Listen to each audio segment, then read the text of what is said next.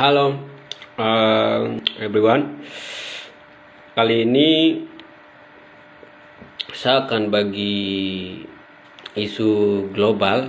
Jadi saya sebut ini semacam analisis geopolitik global tahun 2023. Dan yang saya akan libatkan dalam pembahasan ini adalah China, PNG, dan Amerika Serikat. Kenapa? Karena China punya hubungan kerjasama dengan Papua Nugini, juga Amerika Serikat punya hubungan kerjasama dengan Papua Nugini. Kemudian apa pentingnya kerjasama? Terus adakah hubungannya atau kaitannya dengan geopolitik global? Jangan-jangan Papua Nugini dipakai hanya sebagai alat untuk kepentingan-kepentingan penguasa global. Jadi kalau kita bicara global, setidaknya ada kaitan dengan PBB, dan PBB itu lahir setelah Perang Dunia Kedua, dan PBB didirikan pada 24 Oktober tahun 1945, dan saat ini anggota yang tergabung di Perserikatan Bangsa-Bangsa kurang lebih 193 negara. Jadi salah satu tujuan utama organisasi internasional atau PBB ini dibentuk untuk menciptakan kedamaian permanen di muka bumi atau bangsa-bangsa di dunia. Namun demikian, ada beberapa negara yang dalam sikap kebijakannya agak berlawanan dengan Amerika Serikat.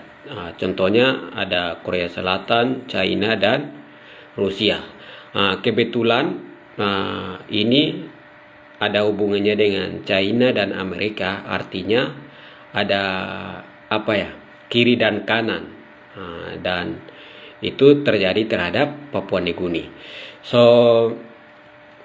Kalau bicara masalah siapa yang duluan punya kerjasama dengan Papua Nugini, itu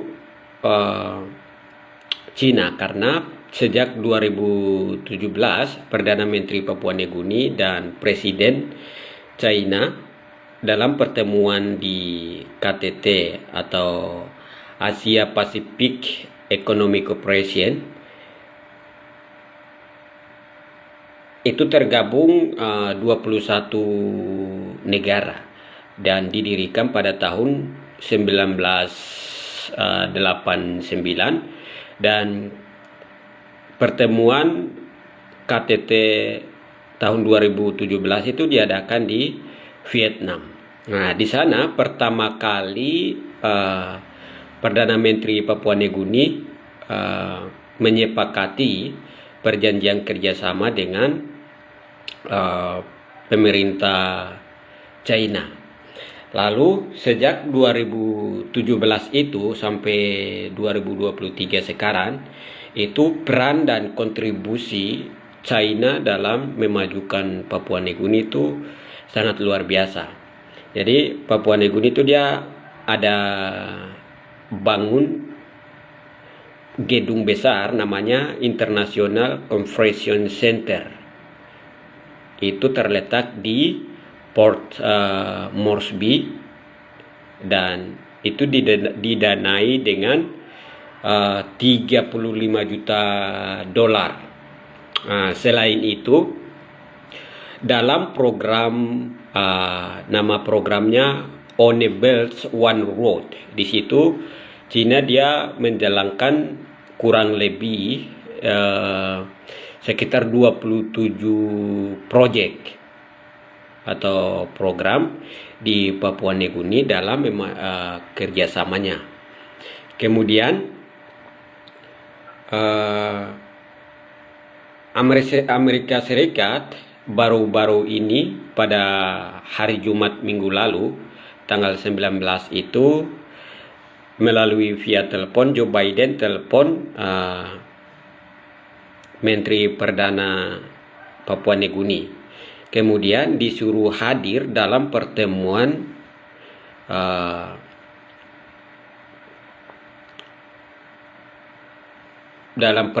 di mana di negaranya, saya belum punya informasi, tapi dalam pertemuan itu Menteri Perdana Papua Nugini belum bisa hadir. Karena itu rencananya Joe Biden yang mau datang kunjungi Papua Nugini.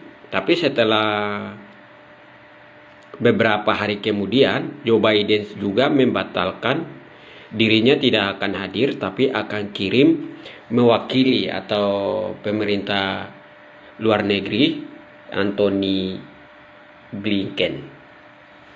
Nah, jadi pada hari ini itu sedang berlangsung pertemuan. Pada hari ini per tanggal 22 bulan Mei tahun 2023 sedang berlangsung pertemuan Perdana Menteri Amerika Serikat di Papua Nugini. Nah, jadi dalam pertemuan ini Amerika Serikat punya program, setidaknya ada 10 program tertulis yang sudah diupload di website resmi USA. Jadi yang pertama itu mengumumkan peluncuran dialog strategis 2+2 dengan Papua Nugini.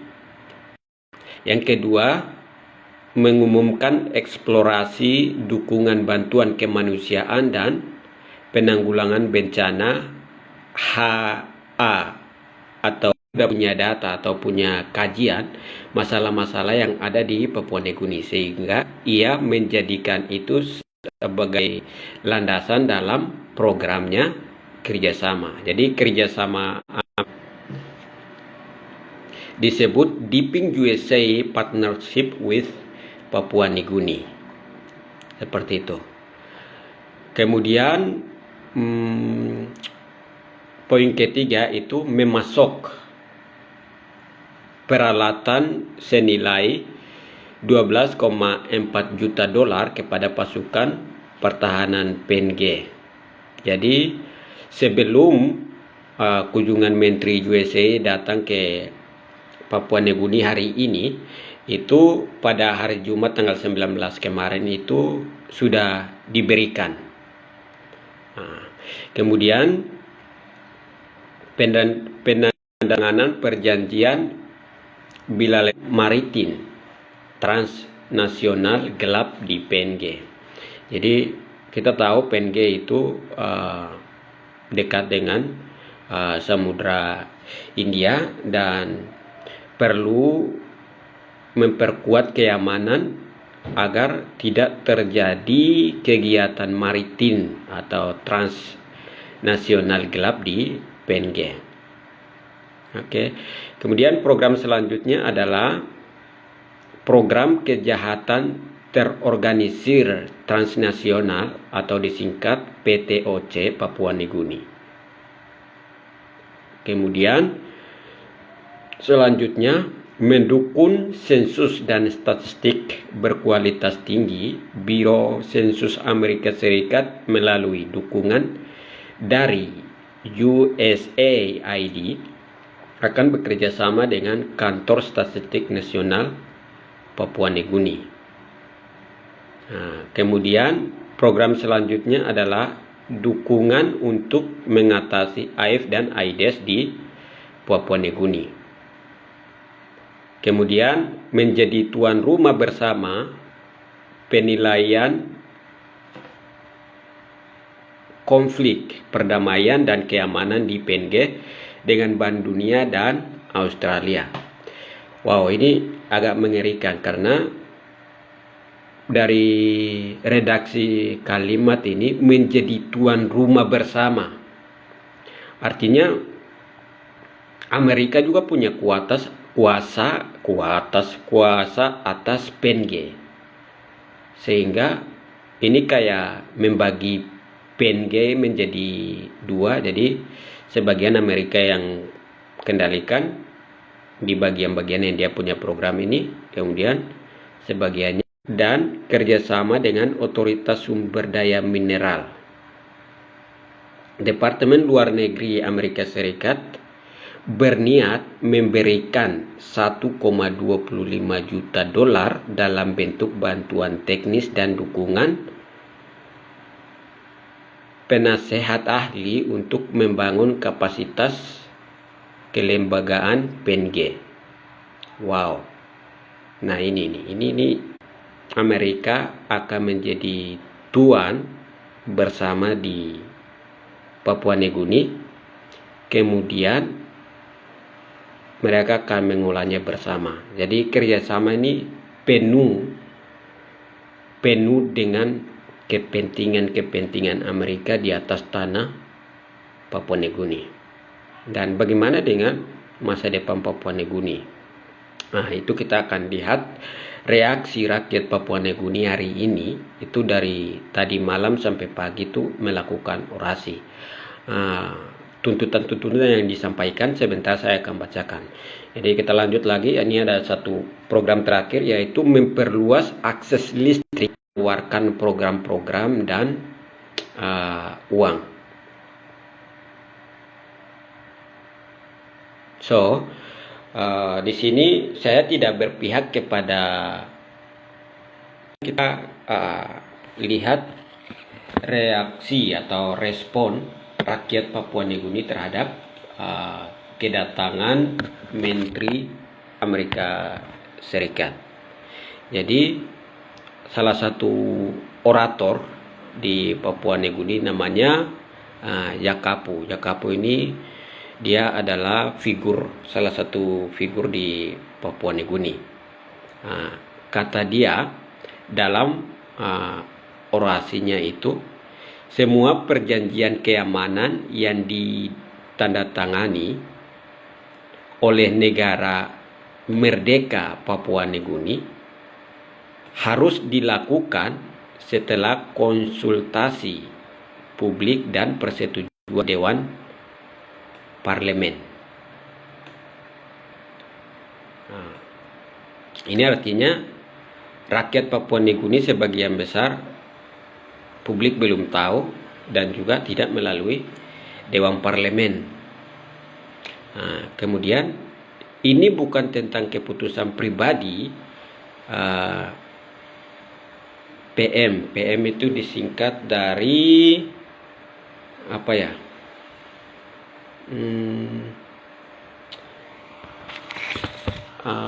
Ini harus saya pastikan. Jadi PM itu disingkat dari Perdana Menteri. Oke. Perdana Menteri atau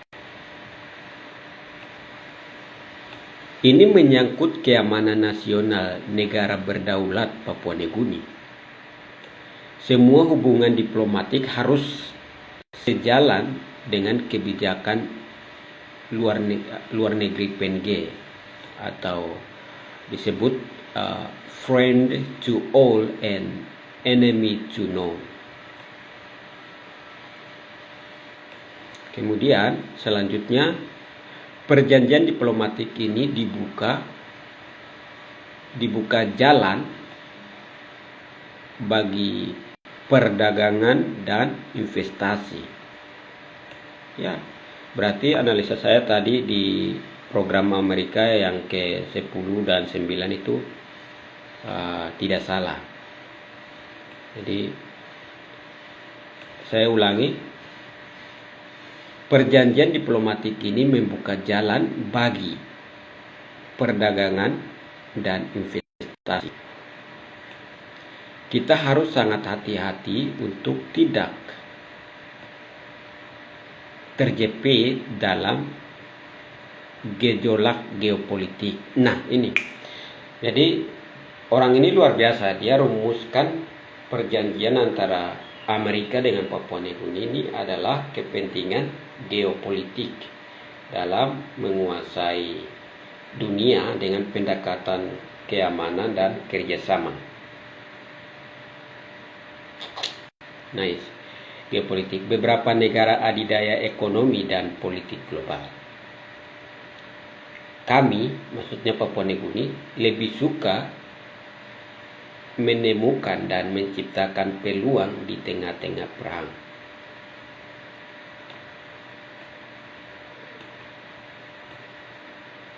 Kekuasaan dan pengaruh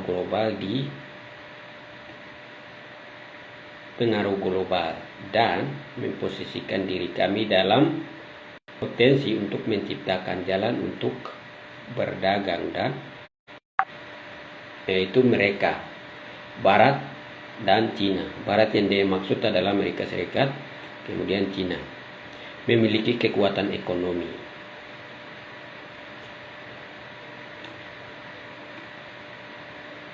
Hanya jika kita pintar, kita akan mengambil kemudi atau menjadi korban. Amerika tidak menemukan minat di wilayah Pasifik Barat sejak Perang Dunia Kedua. Wow. Oke. Cina telah muncul menjadi mitra dengan penting bagi PNG. Jadi mereka lebih setuju bermitra dengan Cina karena Cina yang lebih dulu sudah ada di Papua Nugini. Cina memiliki ekonomi yang lebih besar, terbesar kedua, dan populasi. Kita harus berhati-hati. Ini tentang geopolitik global, ungkapnya. Kemudian, Papua Nugini adalah negara berdaulat yang memiliki kapasitas untuk membuat keputusan diplomatik dengan negara asing. Kita tidak boleh digunakan untuk kekuatan politik dan pengaruh satu negara. Jadi rakyat Papua Nugini merasa sebagai objek yang digunakan untuk kekuatan politik dan pengaruh suatu negara. Ini maksudnya jelas ditunjukkan kepada Amerika Serikat. Kami memiliki hak prerogatif mutlak untuk mengarahkan nasib kami. Nice. Saya meminta, ini maksudnya orator, kata Yakapau. Kami atau saya meminta Perdana Menteri dan pemerintahnya untuk memperjelas perjanjian keamanan antara USA dan PNG. Analisisnya sangat tajam. Jadi ini dia punya analisis sangat tajam sekali. Amerika Serikat setelah mengabaikan banyak negara, setelah menjanjikan beberapa kesepakatan keamanan yang sembrono, dan dengan demikian membunuh kemajuan perkembangan mereka. Jadi menurut dia, Amerika ini sering bikin perjanjian dengan negara-negara yang kumpul di PBB. Terus kadang dia lalai atau sembrono dengan perjanjian yang sudah ada itu dengan cara lebih memberatkan kepada kepentingan Amerika itu sendiri. Dan kata dia atau orator ini membunuh perkembangan kemajuan. Jadi itu salah satu perang dingin, cara Amerika membunuh perkembangan kemajuan di negara-negara yang dia kerjasama agar dia yang lebih superpower, dia yang berkuasa di dunia, dan memandang negara-negara yang lain adalah negara kecil yang ada di bawah dia. Cara ampuh atau siasat Amerika adalah dengan cara membuat undang-undang atau perjanjian kerjasama yang dia atur nanti berdasarkan aturan-aturan Amerika Serikat atau dia ikat dengan undang-undang internasional. Baru menjadi pemodal kapitalis dan menjajah di negara-negara kecil. So, itu pandangan saya. Jadi bagaimana pandangan kamu semua, bisa chat di kolom komentar.